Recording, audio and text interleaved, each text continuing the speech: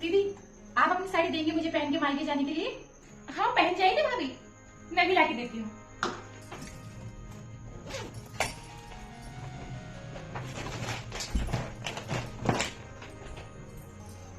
लीजिए भाभी, रख लीजिए।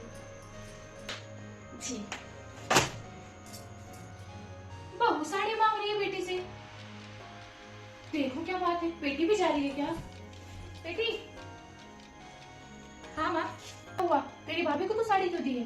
वो तो भाभी को साड़ी अच्छी लगी, इसलिए उन्होंने कहा मायके जाने के लिए पहनने के लिए दे दो, तो मैंने दे दी। तुझे पता है वो कब आएगी? नहीं, रुक मैं बात करती हूँ। बहू, बेटी की साड़ी मत पहन कर जाना मायके। क्यों? ये साड़ी उसकी सास लाई है, और बेटी यहाँ छोड़कर साड़ी जाएगी तो वहाँ उसके सास देखेंगे तो बोलेंगी नहीं कि जो साड़ी दिलाई थी वो कहाँ है, अपने मायके में छोड़ाई क्या? अच्छा नहीं लगेगा। ये लीजिए आपकी साड़ी, और आज से हमारा लेन देन का रिश्ता खत्म। लेकिन क्यों भाभी?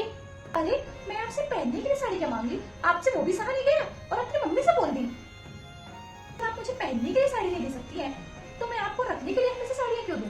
आप जब आती हैं तब मुझे मैं आपसे हैवी से हैवी साड़ी दिलाती हूँ, और आप एक साड़ी के लिए कैसी हरकत कर दी? याद रखिएगा, अब मैं आपको कभी साड़ी नहीं दूंगी। जब आप मेरे लिए नहीं सोच सकती हैं, तो मैं आपका क्यों सोचूं?